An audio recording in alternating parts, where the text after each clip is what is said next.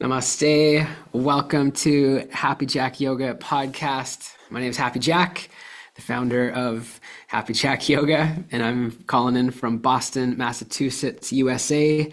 And I'm here with The other founder, Happy Hannah, who is calling from Happy Canada, back home at the headquarters. nice, amazing. You had a long drive back from Boston yesterday.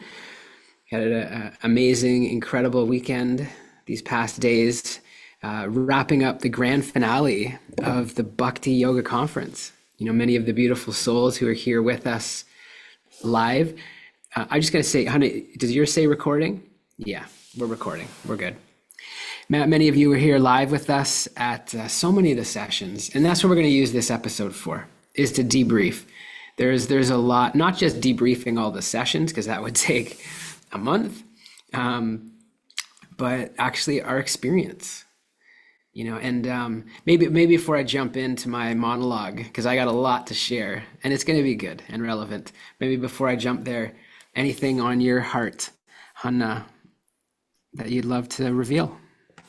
Well, in like having been in Boston and seeing the whole process from up close was beautiful. And I think that we're going to need more than just this call to unpack and Mm. debrief.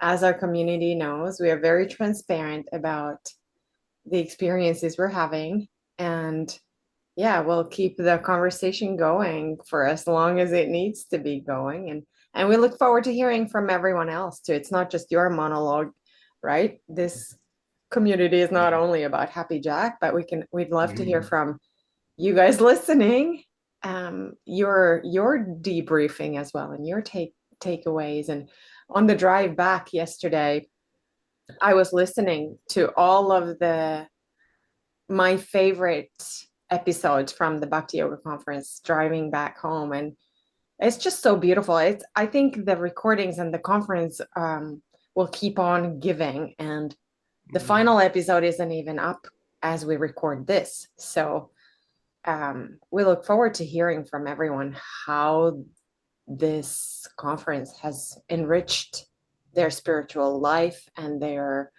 um, daily practice and their teaching. Because one thing that we might often forget to mention, Jack, is that as yoga teachers, we need to kind of tap into our inspiration from somewhere. And Jack, you've chosen to go back to scripture, and you know how you often share that you went back to school to bring more integrity to Happy Jack Yoga. And that is, I think, for me, that's an inquiry to find more substance to your teaching. And I hope that this conference will be a great place for teachers to get inspired, to know what to say in a class and where you're at, to get to know yourself better so that you can be a good, transparent, grounded leader that we are in all of our roles, not just as teachers, but as family members and friends. So I Yeah. look forward to hearing from everyone, including you, Happy Jack. Yeah, no, great distinction. And I mean, this is a podcast, so it just happens to be the two of us conversing at the moment. But even just on the weekend at our Sunday satsang and our mentorship calls, it was really helpful to be able to hear from the community and hear their experiences. And it's true. I mean, it's been super enriching, just for myself. So much to learn, so much. And I will say this because, for many who are here live with us that were with us on the Sunday satsang, will know that I was quite hard on myself. And so for many of you who are listening to the podcast, haven't even seen the grand finale yet. So giving a little bit of context, we do everything, or I do everything, and I think many of us do everything to set up our lives and create an environment and a space, attempt to control it, to make it go well, right? Good intention. We want things to go well so we can have a positive impact on people. And so, I did all the right things the past month through the conference, doing my sadhana, doing my spiritual practices, going to the gym, doing my running, got my nutrition dialed in. all of those things. And then sometimes life doesn't go as planned. I ended up getting sick the week, basically the week, a couple days before the event. And probably, I was just running on fumes and pushing myself too hard, but it happened. And so, because I was a little bit under the weather and, tech challenges right up until the minute of going live, I feel like I was a little bit in my head as I kicked off the conference, and truthfully, the 3 to 4 days following the conference up until yesterday, I was in like a minor, a depressed state. I don't identify as being depressed, but I just was. It was impacted. But I will share the good news. Getting to the good news, last night I finally got a copy of the full recording, and I stayed up past my bedtime and I watched the entire thing start to finish with the volume cranked up so we could hear Radhana Swami well. And of course, we'll adjust that for when we post it. And I was pleased, even though I can tell I wasn't my, most joyful, healthy, vibrant self. I actually am really pleased with the way it was delivered and yeah, and just knowing it was a speech, it was a written speech. I know when I speak from my heart, as we are now, it comes off differently. But when it's a written speech and I got to look down every 10 seconds, it's a different experience. But all the things that I'm really happy I did it though, because I wanted to make all of those points to set the context for our esteemed speakers. So I know you're going to jump in here, Hannah.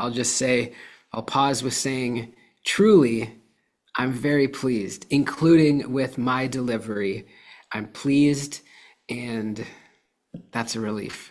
Yeah, that's really good to hear. Really beautiful to hear because it was heartbreaking Mm. um, to see how your I don't know, it was somehow heartbreaking to see you unhappy with the delivery because all of us around you, I thought you did a great job and it was so appropriate to do exactly that speech. And you had prepared so well. So I can understand the gap between what would be possible and maybe what you had envisioned and then being sick and standing there and like I have a lot of empathy for that. And it was heartbreaking because, and you also said it, Jack. You said that, I think you said it to Erin that you were, because we all were celebrating. Everybody around you was so pleased. And Swamiji said, like, Jack, you make everybody happy. And you have made everybody happy. And then Erin and I think Erin and you said this. Erin asked you, like, will you catch up with all of us? We are celebrating. We're having such a great time. And we thought it was so great. And from what I know, I don't know what you answered, but I assume you would say that you would eventually catch up. So if we look at this transition or this journey that you went through, maybe it was mentioned as well that it could be also like you worked so hard and then it's done and now what? Like there can be an emptiness, a little bit of like blues coming after, like, oh, my Harvard years are coming to a close and you're moving on to the next project. And even if it's exciting, I know you're excited about everything that's coming up because you have it lined up and you've planned for it. But still like the closure, kind of like, remember how Ganesham, I think his name is, the guy who talked about death, he said, like, we go through these little deaths. We Mm. practice the big death in life, in these life transitions. You're going through a life transition. You worked really hard for this peak moment. And then this chapter is closing and it can be a little bit of a challenge. And I'm glad that you allow yourself to feel it rather than, I guess it was more powerful than you, so you couldn't bypass it. So you Mhm. were transitioning. And what my question to you is, Jack, do you think it's a pattern? Like, is this something you could learn from? And maybe it has happened in the past that you are quite hard on yourself and then you see the recording and then you notice, wow, actually what everybody was saying, you did catch up later with us celebrating, and now you're in a beautiful state and you're back to your healthy, happy self. Can you analyze a little bit like the whole process and where the shift came? Where did it shift back to happy and healthy? If Yeah. you know that. Yeah, yeah. Yeah, well, it's I mean,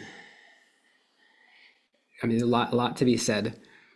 The shift happened last night when I saw the video. And you asked, is it a pattern? For sure, it's a pattern. You've seen it. I mean, that was a rhetorical question. You know it's a pattern. Um, it's a consistent pattern. And still, I have to say, it was heartbreaking. And I didn't think of it as a pattern there and then. Like I could Yeah. recognize it to you. It wasn't like you became someone else. But But here's the thing. Here's one thing, hon. And now, not to bring us back into the quality of the presentation, but you just finished saying, I wish you would catch up with us. You know, it was great. Do you realize for a high achiever, the words great is like bombed it? Because I've seen you, Hanna. I've seen you. I get off stage for Tony Robbins, and you're like, that was freaking mind blowing. Oh my God, you killed it. We killed it. So, because I know that's possible, and I know that's what we have done. And so when I get off the stage and people say, congratulations, that was great. Do you know what that's like saying, dude, you freaking suck? And I know that's not your intention. yeah, and that's great that you put that into words as well, because I had never thought of it in those terms. I never thought like, that was great, you could do better. That's not what I ever I know. felt or thought until this moment where you are putting this into words.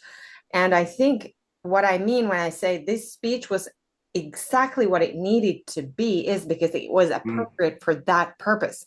I don't want to see Tony Robbins raw hype, although I love it. It's appropriate in that context.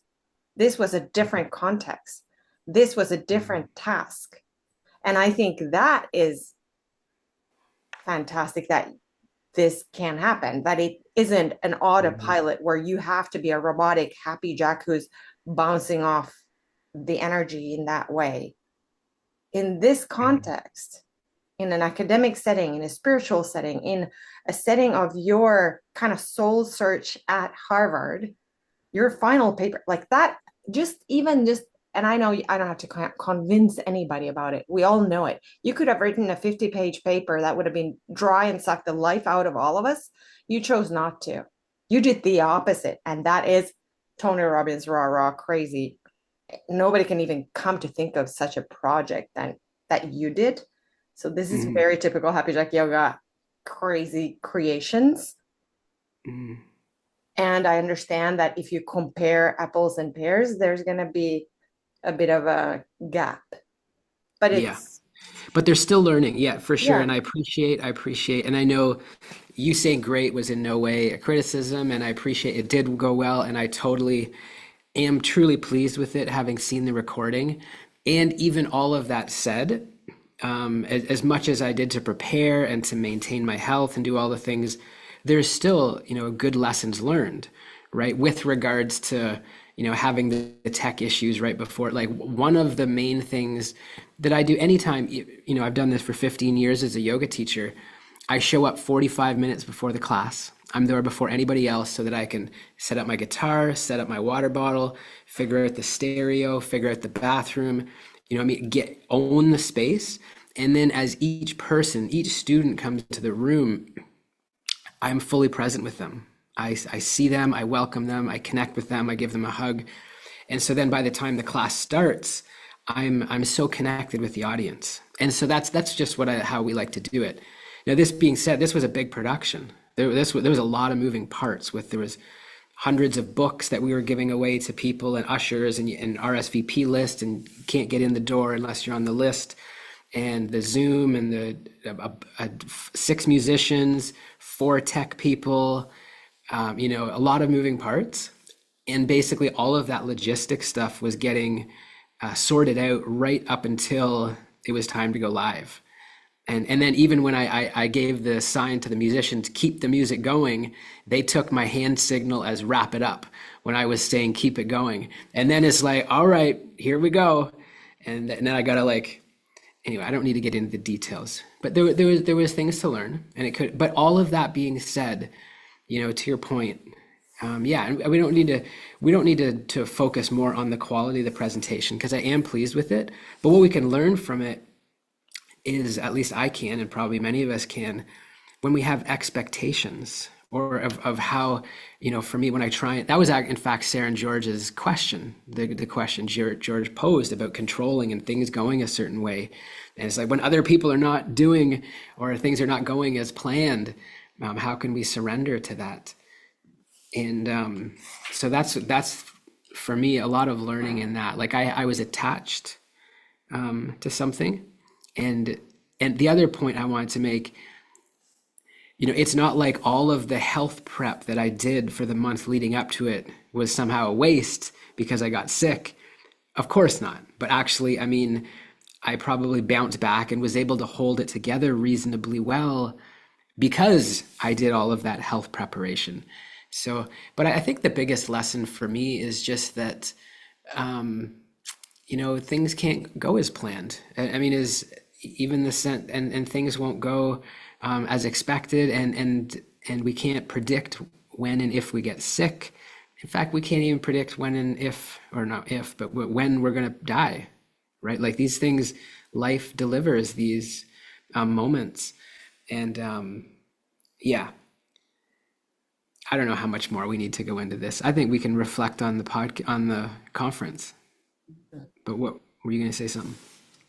I'm just thinking about like one thing that my supervisor and I discuss, and it's around perfectionism. When like I'm going to supervision to be able to provide good quality therapy, and I tell her this client says this and na na na, and there's a lot of conversations on like high achieving clients who might demand perfection from themselves or others, and what the impact of that is. Mm, And one of the impacts maybe of demanding perfectionism or for perfection from ourselves or others is that we devalue our humanity when we demand perfection. So nothing is good enough, and it's not allowed to be human if we demand perfection. So, mhm. it's kind of interesting. Like I help knowing that, like thinking about that can help us spot a pattern and then change the pattern. Yeah, and Sarah and George are saying that perfection is the lowest standard that Tony Robbins says, and that is true. And the price of perfection is actually pretty, doesn't look pretty, doesn't feel good. It feels like dehumanizing, devaluing. Like it's such a big jump from perfectionism to like really ugly behaviors. And maybe Yeah, that's why it was heartbreaking when you were being so hard on yourself. But I understand it because there's so much in the play, and I and just want, it's one of those things where that's where I was kind of going earlier. I know that life and God and Krishna need to give us lessons. I understand that and I accept that. But it's like why do you have to give us the lesson at the most important moment? Like, come on. Like give it to me in the off why season. Krishna? Why do you have to give us the lesson that we need? Why? Why give it to me in the summertime when I'm like chilling at my parents? But of course, then I wouldn't get the lesson there. It wouldn't be. So it's like I got to be given the lesson at like the most important, the seemingly most important moment. At our most vulnerable, right? Yeah. And what's interesting is like my speech, I'm talking about how Bhakti has transformed me and I'm less critical of myself and others. And I'm literally up there criticizing myself the whole time I'm talking and the next 4 days.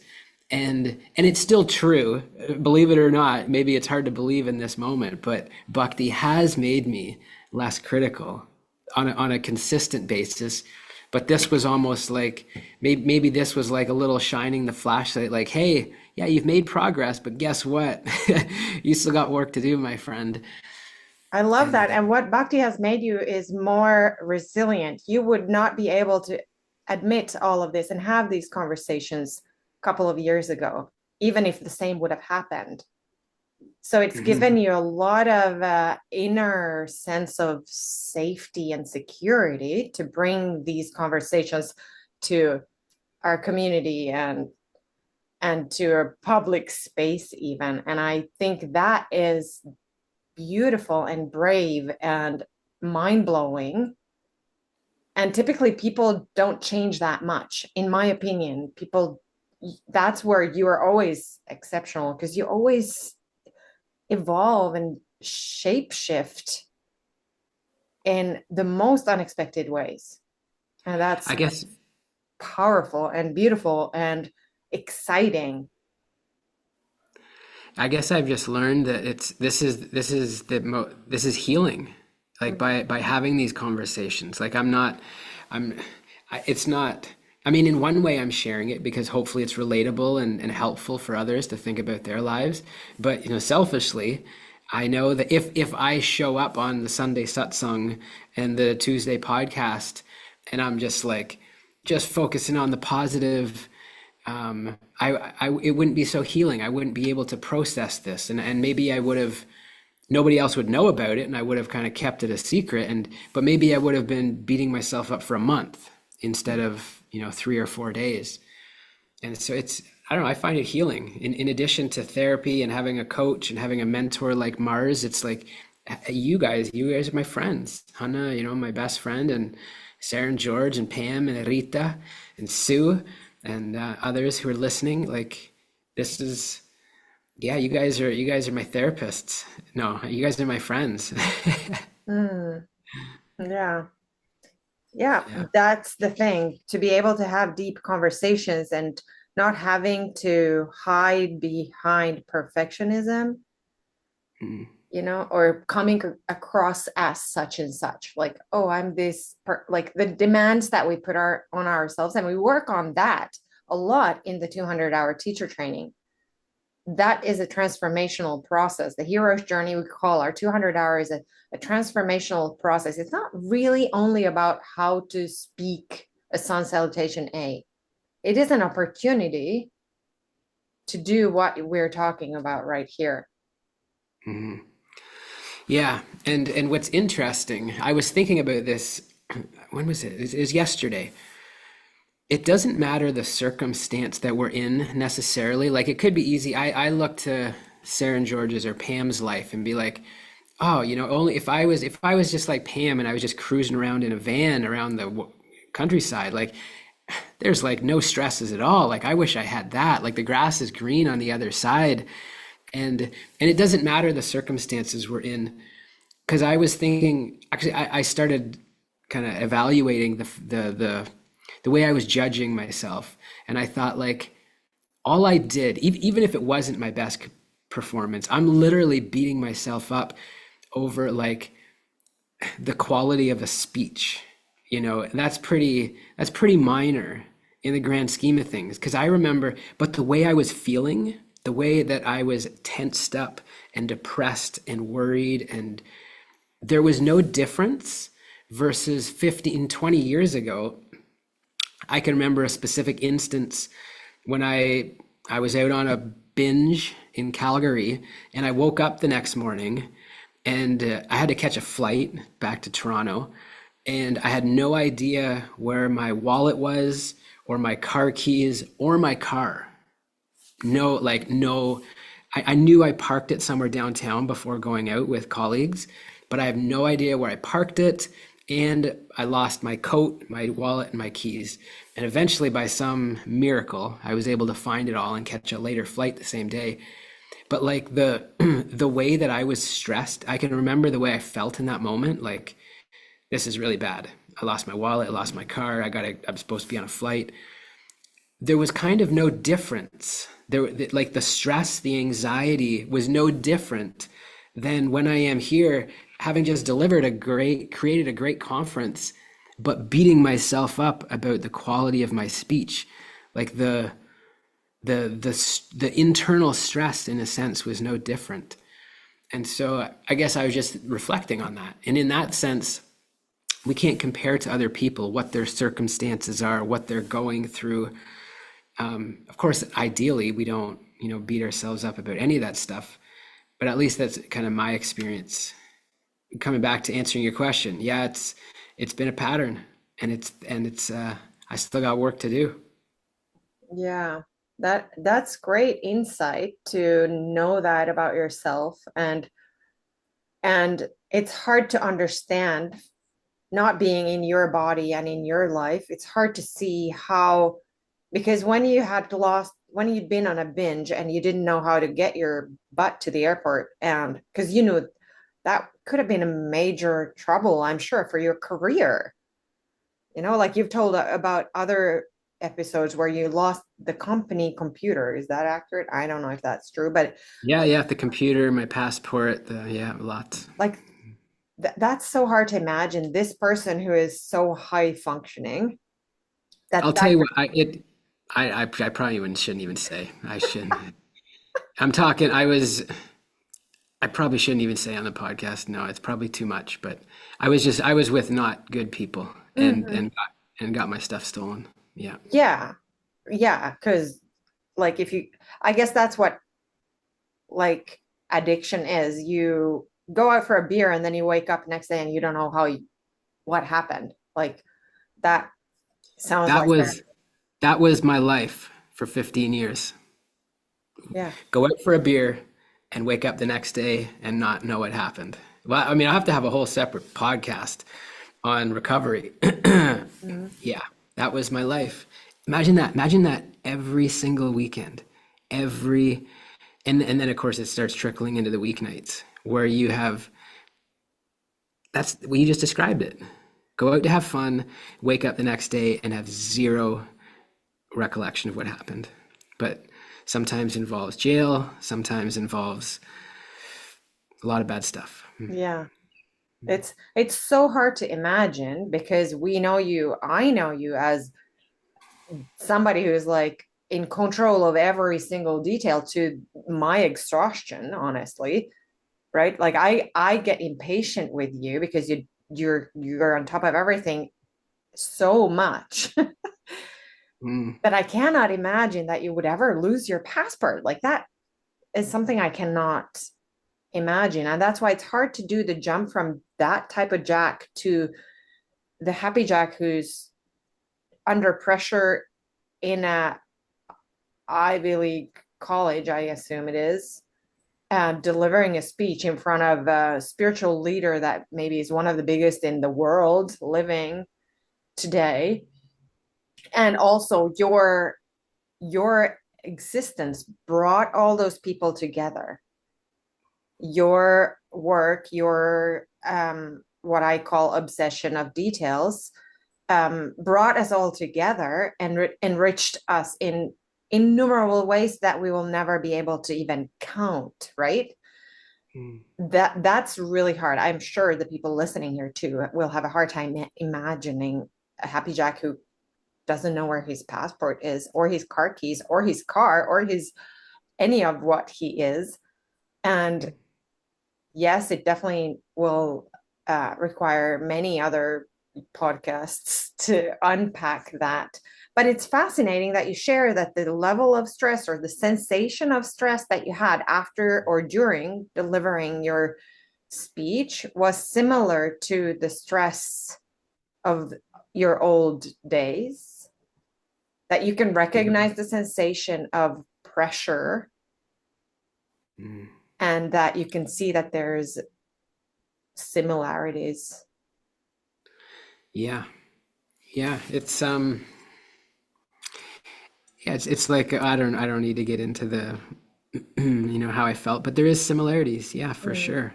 But to your point, like overall, just to bring maybe on the second half of the podcast to bring things up a bit, it was an amazing 6 weeks, and I just got to say thanks to first of all to all of you, Sue, Sarah and George, Pam, Rita, so many that were there consistently at the sessions. To you, Hanna, to our speakers, Radhanath Swami and Professor Clooney, to Brandon for doing all the editing, to Jill for helping out with stuff. I mean, it's on and on.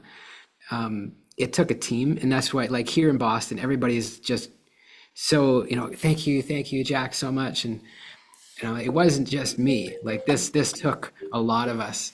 But it was it. I'm coming back to what I was saying before this little dip, my little beating myself up at the final episode. It's been incredibly nourishing and fulfilling, and like I'm excited to do it again. We'll do it again next year, and get another 5,000, or maybe we'll set the goal for 10,000. Yeah. I love And that. here's one thing, here's something I can share with you guys that I don't know that's been shared. It probably, no, it wouldn't have been shared on any of the conference calls, and we haven't had any podcasts. Here's a great learning for me, and I hope this can be helpful for others. We did it, everything we did was purely as an offering and for adding value, even against suggestions from really good people and really well-intended people. And I can even just like playfully call out some of you, Hanna, and I'll say Sarah and George and Jill, and you guys had great suggestions. For example, like Sarah and George had some really good marketing suggestions, a couple months ago of like, hey, you know what? Here's how you could present it as this free webinar and then have like an irresistible offer at the end, or some way for people to continue their journey, and it makes perfect sense. And Hanna, you and Jill were often saying, well, make sure that we were making sure that we have Happy Jack Yoga at the forefront, to kind of connecting this with our brand. And something that I chose to do, and I believe that we got 5,000 people enrolled, is that this conference was not about me. This conference was not about Happy Jack Yoga. This conference was like a Bhakti yoga conference, hosted at Harvard. And I believe that that's why so many speakers wanted to be a part of it, and so many of them promoted it to their audience, because like, oh, this is like a Bhakti yoga conference at Harvard. This is not like a Happy Jack yoga school thing. And I feel like because we didn't, there was no ulterior motive. There was no agenda. Like I wasn't trying to market in a certain way to get lots of emails so that we could sell them stuff. But rather like just focusing on adding value. And I believe that's why so many great speakers wanted to join. And I believe that's why many of them did. And that's why so many people wanted to, wrote articles and blogs and promoted the conference. So that's in no way, I was joking, to my friends, to Sarah and George and Hun and Jill, that, you shared like good marketing strategies, which were very relevant.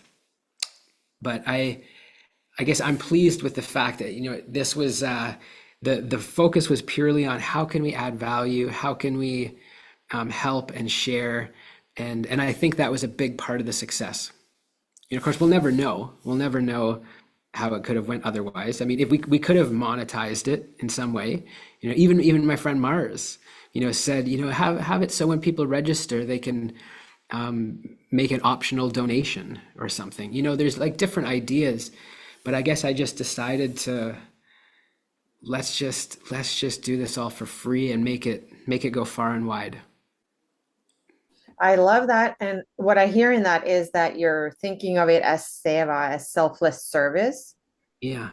And that's great. And also, I would say that it will have an impact on Happy Jack Yoga, whether you want it or not. And I think it's good that you want to do selfless service. And I also think that both can be true at the same time. And, Yeah. it's an evaluation that we might, we will always do everything sincerely as an offering. Hmm. And And I know that you haven't always, so it's maybe feels new to you, but Yeah, I mean, and sometimes we have to make a living, right? So there's been, mhm, but to your point, for sure, there will be there already is huge positive benefits to Happy Jack Yoga. But again, that's not why we did it. I believe that like just the connections alone with Radhanath Swami and so many of the other speakers who are now, messaging me on WhatsApp and it's creating opportunities and collaboration opportunities and invitations to different things. So it's um, we didn't do it for those reasons, but I think by just making it by doing it for as pure of a offering as we could, as pure of an intention as we could, I think good things come from that. yeah, and I do think that a lot of what we do already has that intention. And some things will have a price tag because we live in the material world. And otherwise, even for students, if it's for free, it might be considered odd or not have a value, like all of our offerings. So I do think that the spirit Mhm. of wanting to be of service is what this community is all about. And it's intangible and and the yeah, it's an important aspect of what we do for sure. And you did great in deciding that. And sometimes we need to not have that being the first, like the most important or the dominant force of other Mhm. projects. So, Yeah. Yeah, I don't know. It somehow it shifted something like in my heart. When sometimes, people on the team might have said like, well, let's make sure we need to have the Happy Jack Yoga logo like front and center because this is a Happy Jack Yoga. It's hosted by Happy Jack Yoga, and that's fair. It's correct. But by not leading with that, anyways, like you said, everybody figured out it's hosted by Happy Jack Yoga, and so there's all kinds of intangible benefits that we didn't plan for. But it made it easier for me to promote. You know how I don't know if you guys have the experience, but it's so much easier, at least for me, it's so much easier for me to like sell and promote somebody else's like I can rave about Sarah and George and the work that they do in their financial freedom and simplicity secret. It's like it's so easy to like, yeah, you got to get that book, you got to check it out. But to like self promote in that way, it's not as natural. And so I found that by having this project, it was not about me. It was this is not me. It made it so easy to like ask everybody, and like I was relentless, and I didn't feel like I wasn't like, hey, like help me. It was like, hey, here's this really great thing that's happening. Like help us get the word out. that's why it's easy to be me. That's why it's easy, always has been easy to be your partner in crime because I can always hype you up. Like from the moment I started teaching in Helsinki, I could sell with what is this air quotes our trainings easily because I could make it all about you. and Mm. and that's why it's I I think I have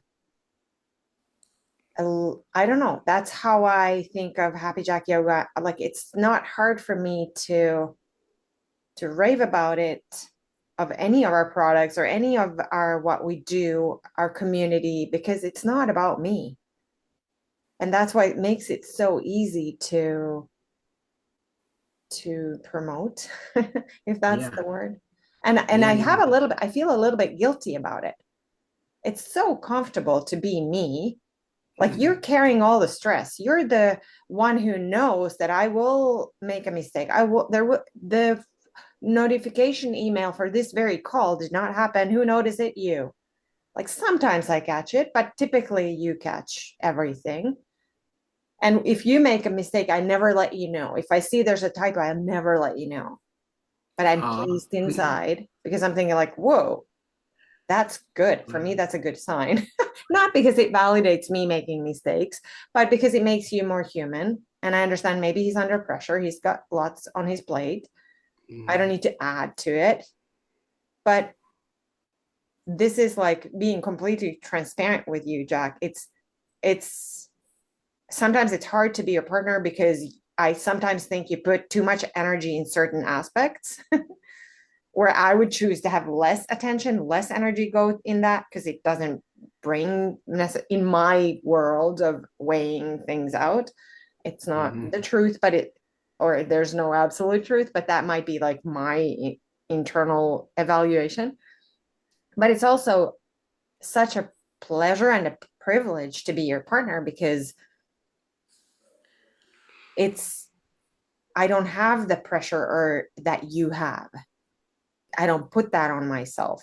And sometimes, yes, I feel pressured too if I have to be on stage or I have to teach something that, or, new situation. Like I can 100% relate to the pressures that come with being at the front of the room, but I have no trouble being at the back of the room and supporting the movement. And Hmm. maybe some of us here too, we can see that we have these different roles in different partnerships and in different aspects in the family. For example, when we lived together, you knew that there was always going to be food. You never had to worry for a second that you would starve tonight. That's because you knew I would take care of it and then some, right? And these are Hmm. kind of like how we co-create things in the world with our gifts and our maybe preferences, and what we deem to be the most important thing might be different for us. And that's the thing about the team that I would love if we were able to one day also acknowledge is that the point of the team is that we're different and that we have different gifts, and Happy Jack Yoga would not exist or be what it is if it wasn't for both of us, right? Hmm. and and so, and also for us both constantly wanting to grow and not say like this is how I am, suck it up. Like that's not how I would want our dynamic relationship and Yeah. our offerings to be. Yeah, I mean, it's gotten much better since we recreated our relationship. Mm. I think it's gotten much better. And we were talking on the weekend with the community, and actually George and I exchanged an email there the other day, just talking about our nature.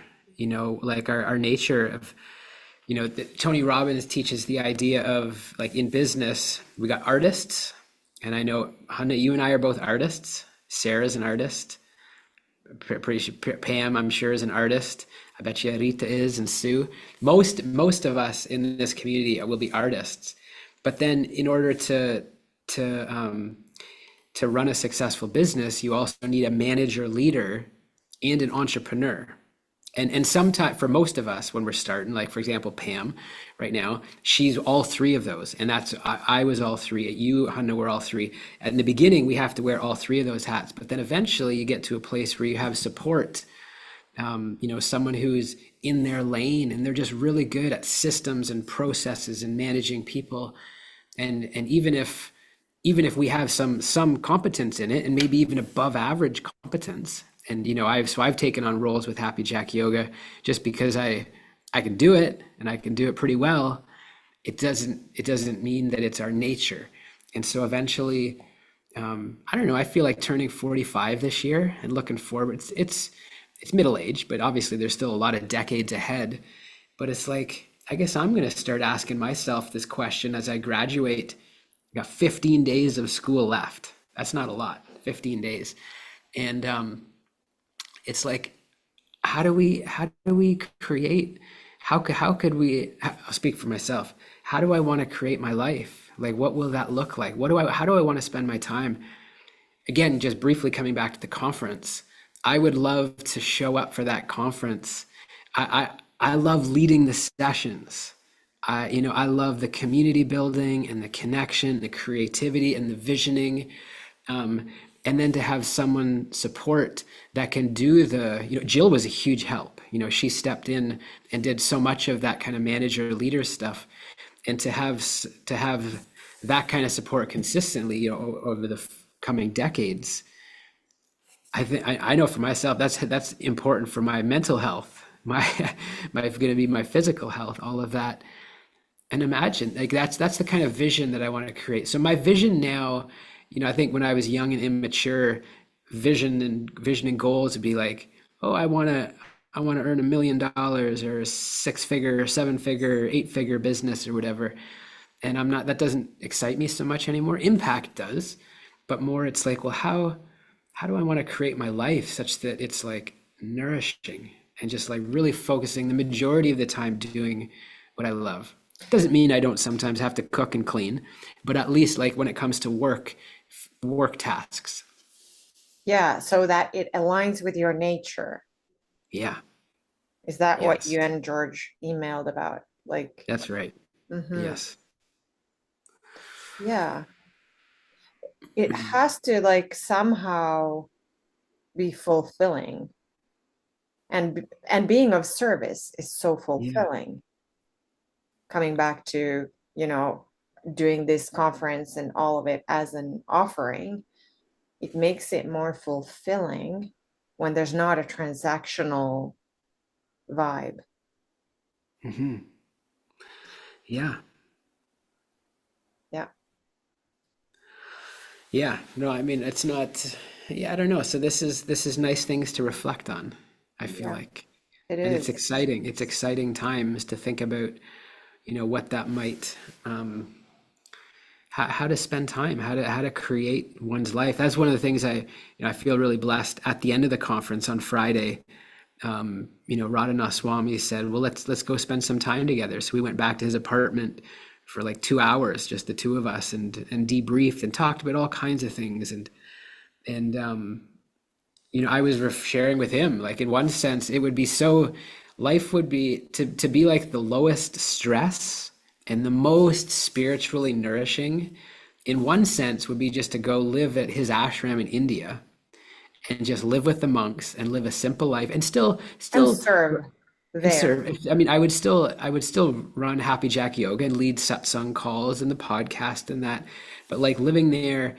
But then I also said, like, if I'm honest with myself, I feel like I'm wired and built to do more than just that. I'm not it doesn't mean I can't go spend some months at the ashram, but to just live there and do the same thing all the time. Like I somehow I am drawn to big projects like this conference. And so like I'll always be kind of hungry. Like I won't be, that's you guys have heard me talk about like PhD or doing stuff with Tony Robbins or opening our own ashram in Canada, or now we've done this big Bhakti yoga conference. Like to not have any projects like that although it would be like in a way low stress, it wouldn't fulfill my desire to engage and serve in that way. Yeah, like your nature is also to be extremely creative. Like you said, you're an artist, and the Mm. way that comes to life through you is that you, like when we took 5 days off from our busy lives and went to this sabbatical that we often talk about, that's where the inspiration of Harvard was like came, and then you worked really hard and did it, right? And Yeah. so if you went to, which you will go to Swamiji's ashram and spend a lot of time, significant time there. We can just, be happy about the things we don't even know yet that are going to come out of it. It's in your nature, probably, Mm. to create and have, exciting projects come to life. Yeah. Yeah, and it just came to mind. We were talking about earlier, just like good things that are coming from this conference. Like for example, I didn't share it. I don't think I shared it with many, because in any ways it didn't end up happening. But like there was a good chance that Jay Shetty was going to be coming to the grand finale event. There's a point where he was coming, and then he was even going to say something, but with his schedule, a few reasons he couldn't. So although I never did get a chance to meet him, I mean, just the fact that now I'm on email chains and WhatsApp messages with someone like Jay Shetty, and of course we've met Tony Robbins lots. It's like these are again, I'm not doing it. I didn't do it. I didn't. I had no idea that Jay Shetty would somehow be involved, but somehow by getting involved in important projects and putting ourselves out there, you just never know who we meet and who we connect. And that's, it's like again, not that that's my goal, but like someone like a Justin Bieber, he's just out on the streets busking in Canada. But then, somehow the YouTube video is seen by the right person, and Usher or whoever it was gets a hold of that little kid, and the rest is history. And so by just putting ourselves out there, and I guess that's all we can do. We can't, it seems to me like I'm not doing the things to try to go viral or to try to meet the famous person, or I probably did that 5 or 10 years ago. But now it's like, how can we just do the right thing? How can we do the right thing? And using the resources and based on the circumstance we find ourselves. Like everybody is just like, wow, it's amazing. Well, I just happen to be a student here at Harvard at the moment. So for me, it's easy to reserve a room and to set up a Zoom link and to invite a few people. And then it kind of grew from there. But actually, I say that like for me, that's like really easy to just set that all up. For some, that would be like a big monumental undertaking. But that's where it's like understanding our nature, right? And understanding, like that is why we set it up that way. Because I love being here in Zoom with all of you, even more when it's satsang and we can talk with each other. And so that's why we created the virtual conference, right? That was the premise. Yeah, like according to your nature, that was kind of an easy thing to set up. And then you gave up the fruits of your action and said, I don't want to do this for profit. I really want to just do this as an offering. And then look what happened. Like this, like you said, there was no way of knowing who was going to speak. And if they, we asked a lot of people, but then it exploded and imploded. I like to say that the whole conference imploded because all of us had big insights and received incredible gifts that you could not have planned for, even if you said, hey, let's meet. And that's how I often talk about Happy Jack Yoga as well. We said, we're going to try to teach a 200-hour teacher training. We don't know how it's going to go. When there was a client, a student of ours, Anna, who still is one of our dearest friends in Finland. She said, you guys should teach the 200-hour. And we were like, what? Are we qualified? The two of us? Okay, we'll try. So that's a fun challenge. Mm-hmm. And then today, 10 years later, I don't know how many hundreds or thousands of people we've graduated. And we could not have known that in the beginning. Yeah.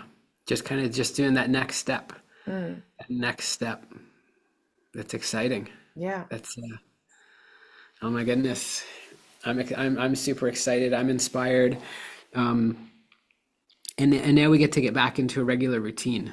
So this was a bit of a debrief podcast episode. But now we're in the, after 6 weeks of like back-to-back 1 to 2 sessions a day, even the, community here were like near the end, they were getting tired. Never mind us who was leading it. Yeah. Thank you for your transparency, Jack. That's what makes this whole thing exciting. That you're willing to be so vulnerable and let all of us into your inner life. And I love, because sometimes it can come across as like, oh, this is all about Happy Jack and his inner life, but it is also brave, and it shows to us what it's like to, be behind the scenes, because it's so easy to put people and see people just from the outside. I think it's really brave, and you've grown into being able to hold your own experience in such a way that you can share it with us, and there's deep learning in that. Yeah, well, thank you. Thanks for the kind words.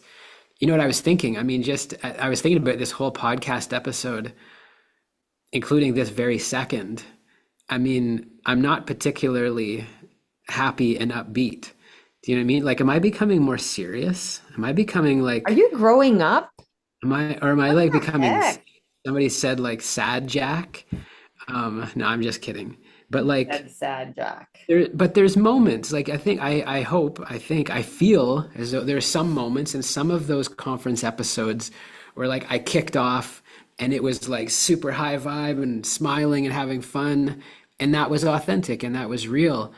But somehow the grand finale, opening speech, and somehow actually this whole podcast episode hasn't been, as I'm looking at myself, I'm like, Jack, you never smile. This is the inner critic of myself, right? Like, man, are you even having fun? Like, nobody's going to want to hear this, all this inner critic nonsense. But I guess sometimes it's, I don't know. Maybe, I don't know. Say I it. mean, well, I don't know. I mean, sometimes I enjoy, it's authentic being like happy and high vibe and joyful and connecting and playful. That's an authentic expression. But I guess sometimes we're also just, when we're talking about these more serious things or reflecting and bringing up stuff, um, we can just be real and honest. I'm curious. I'm curious how it lands. I think it's something to do with control. Like you don't have to project a certain happy, high vibe individual into the world. It's more exciting if you allow yourself and us to be part of your human experience, where it's okay to be human, have access to the full spectrum of your experience rather than a curated Hollywood version of you. So it's new to you because maybe that's, I don't know what your thinking is, or what the patterns of what you demand of yourself, or what you would like us to think about you. Like we all want to be seen as something, obviously. Like we all have our own inner visions of how we would like others to see us. But for Mhm. us, I think it's more valuable that we um, see who you really are, the real you. And if the real you is only um, always smiling, then that's not relatable. That's not exciting. There's nothing for us to learn then. And I know that, this is a gradually, I think of life as a gradual process of awakening.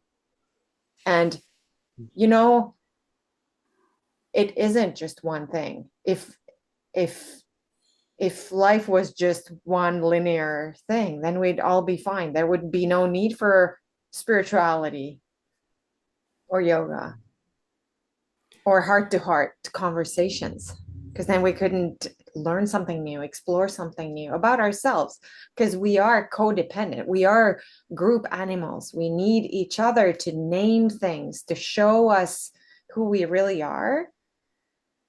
And that's fulfilling, more fulfilling than a projection. So I think it's a sign of maturity for sure.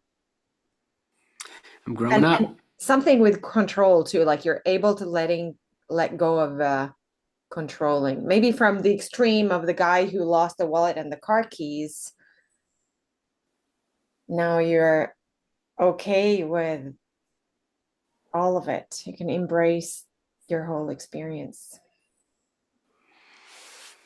Hallelujah.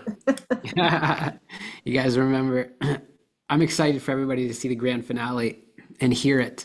It was good. I listened to it last night. I'm excited. It'll probably by tomorrow, I'm thinking it'll be live. But enjoy it. It's even for me, even though I was there and I could hear it all really well, now that I had less on my mind and I could actually hear what the speakers were saying, like they rocked it. They crushed it. Like Radhanath Swami and the professor and Gauranga, they spoke so well. Um, As did you. Thank you. Thank you. But yeah, thank you guys so much for taking the time to be here. We're back tomorrow, live yoga. If you're catching this, live yoga Wednesdays, business of yoga Thursdays, satsang Sunday, mentorship, our spiritual mentorship program Sundays, and then podcast on Tuesdays. So we're getting back in the routine. If you got feedback or anything you want to share, send us an email to info@happyjackyoga.com. And yeah, there's good stuff is coming. So So thank you so much for your time. Make it an amazing rest of the day. Namaste. Namaste.